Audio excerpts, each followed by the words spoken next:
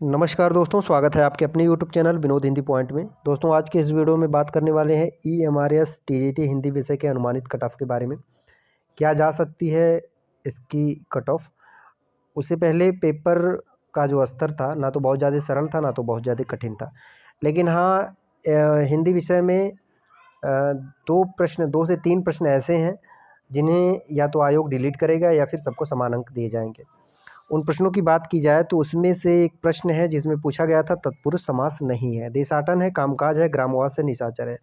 तो इसमें देखा जाए तो कामकाज में आपका द्वंद्व समास है, निशाचर में आपका बहुब्रीहि समास है। तो इसमें 2 विकल्प सही हो रहे हैं, एक कामकाज, दूसरा निशाचर।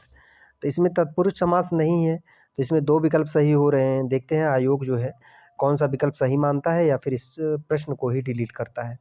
ठीक है, आपके अनुसार जो है इसका सही उत्तर क्या होना चाहिए, आप कमेंट करके बताएं। बाकी एक प्रश्न था जिसमें पूछा गया था तत्सम शब्द नहीं है, तो इसमें तत्सम शब्द नहीं है, तो पिता जो है इसका तत्सम होगा प्रेत, और राजा का जो है तद्भव होगा राय भी होगा। ठीक है, राजा का कहीं कहीं आपको राय भी देखने को मिलेगा, तो इसका उत्तर जो है राय भी होना चाहिए और पिता भी होना चाहिए। 2 उत्तर इसका भी है। उसी तरह से एक प्रश्न पूछा गया था कि एकार्थी शब्द कौन सा है। एकार्थी शब्द विकल्प में था मत था, मित्र था, दक्षिण था, पद था। तो इसमें जो है एकार्थी शब्द पूछा गया था, तो एकार्थी शब्द कोई नहीं है। मत भी अनेकार्थी है। मत का अर्थ है राय है, विचार है, सोच है, और जो मतदान हम करते हैं वोट भी है। मित्र की बात की जाए तो मित्र में दोस्त है, सूर्य है, प्रिय है। दक्षिण में दाहिना है, दिशा है, सरल है। पद पद मतलब शब्द है, पैर है, स्थान है। तो इस तरह से इसमें भी सभी शब्दों के अनेकार्थी शब्द है, एकार्थी शब्द कोई नहीं है। तो इस तरह से कुल 3 प्रश्न ऐसे हैं जिन्हें या तो आयोग डिलीट करेगा या फिर सबको समान अंक मिलना चाहिए। और लगभग 30 से 40% अभ्यर्थी ऐसे हैं जिनका सब्जेक्ट तो बहुत बढ़िया हुआ है, लेकिन भाषा में वह क्वालिफाई नहीं कर पाए हैं। सबको पता है 1/4 नेगेटिव मार्किंग है, और 10 प्रश्न जो भाषा के पूछे गए हैं उसमें से आपको 4 प्रश्न सही करने हैं। जब तक आपका 4 प्रश्न सही नहीं होगा तब तक आप जो है कंपटीशन से बाहर हैं। आपकी कॉपी चेक ही नहीं होगी, क्योंकि आपको 4 प्रश्न सही करने ही करने हैं। तो बहुत से लोग जो है 4 प्रश्न सही ना होने की वजह से बाहर हो गए हैं। और पीजीटी से अगर टीजीटी की तुलना की जाए तो इसका कट ऑफ टीजीटी का थोड़ा कम जाएगा, क्योंकि पीजीटी में आपका पीजी और बीएड मांगा गया था, वहीं टीजीटी में आपका जो है सीटेट भी मांगा गया था। तो बहुत से लोगों का सीटेट क्वालिफाई नहीं था, इसलिए सीटेट ना होने की वजह से आवेदन कम हुए हैं टीजीटी में।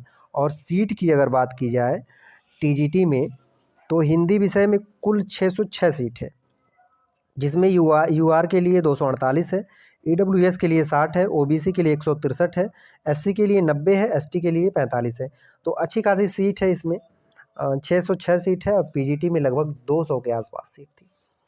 तो कहीं ना कहीं मेरिट इसका थोड़ा कम जाएगा। और अब बात करते हैं क्या हो सकती है इसकी अनुमानित कट ऑफ। टीजीटी हिंदी का एक अनुमानित कट ऑफ क्या हो सकता है। जनरल की बात की जाए तो इसमें आपका 90 से 95 प्रश्न जिनके सही हैं। देखिए, ये जो कट ऑफ बनेगा 120 प्रश्नों पर बनेगा।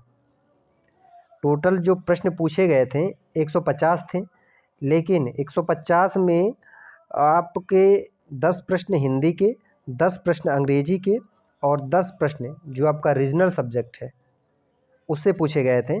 तो इन 30 प्रश्नों में से आपको सिर्फ क्वालिफाई करना था। कट ऑफ आपकी जो बनेगी 120 प्रश्नों पे बनेगी, आपकी जो मेरिट बनेगी। तो जनरल के लिए 90 से 95 प्रश्न अगर आपके सही हैं, आपके बन रहे हैं, तो आप अपने आप को सुरक्षित समझ सकते हैं। ईडब्ल्यूएस की बात की जाए तो 85 से 90, ओबीसी की बात की जाए तो 85 से 90, क्योंकि ईडब्ल्यूएस और ओबीसी में बहुत ज़्यादा अंतर नहीं रहने वाला है, 1 से 2 प्रश्नों का उतार चढ़ाव हो सकता है। एससी की बात की जाए तो 75 से 85 प्रश्न जिनके सही होंगे वह अपने आप को सुरक्षित मान सकते हैं। एसटी की बात करें तो 68 से 75 प्रश्न यह था एक अनुमानित कट ऑफ। आपके कितने प्रश्न बन रहे हैं आप कमेंट करके ज़रूर बताएं। मिलते हैं अगले वीडियो में कुछ नए तथ्यों के साथ। तब तक के लिए नमस्कार।